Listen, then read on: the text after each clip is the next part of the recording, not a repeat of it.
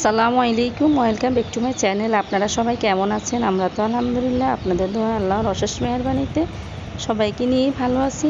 তো প্রতিদিনের মতো আজকে কোনো ব্লগ ভিডিও শেয়ার করবো না, আজকে একটা ছোট্ট রেসিপি শেয়ার করবো। রেসিপিটি হলো আজকে আলু পুরি বানাবো, তো আপনাদের সাথেও শেয়ার করবো। তো চলুন কীভাবে বানায় সেটা এখন দেখায়।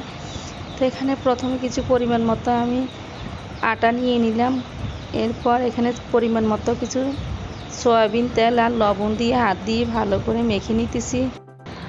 তো মেখে নেওয়ার পর নর্মাল পানি দিয়ে একটু একটু করে খামিরটা তৈরি করে নিব। তো আমি নর্মাল পানি দিয়ে খামিরটা বানিয়ে নিলাম। এখন হাত দিয়ে ভালো করে মথে নিতেছি। যত ভালো করে মথে নেবেন ততই আলু পুরিটা ততই ফুলকো হবে। তো এখানে ভিতরের পুর বানানোর জন্য আমি এখানে কিছু সিদ্ধ করে নিতেছি আলু।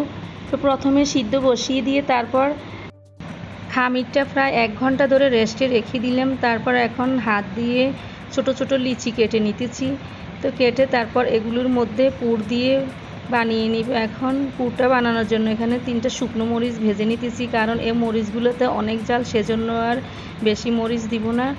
আর এখানে আলুর পুরগুলো কি দিয়ে বানাতেছি সেটা হলো এখানে শুকনো মরিচের গুঁড়ো আর লবণ, আলু দিয়ে পুরটা তৈরি করে নিলাম হাত দিয়ে ভালো করে মেখে।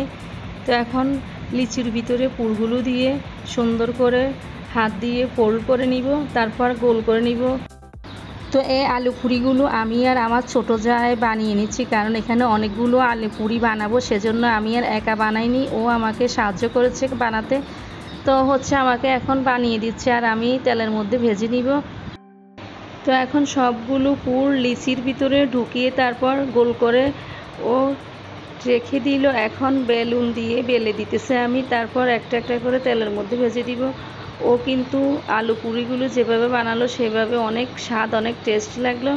তো আলু পুরিগুলো কিন্তু একটা একটা করে আমি ছেঁকে নিতেছি। তো ওর পাশ থেকে একটা একটা করে আমাকে বানিয়ে দিতেছে, কারণ একসাথে তো অনেকগুলো বানানো সম্ভব হবে না, কারণ তেলের মধ্যে একটাই দেওয়া যাবে, এর বেশি আর দেওয়া যাবে না। দেখছেন কি সুন্দর, অনেক ফুলকো।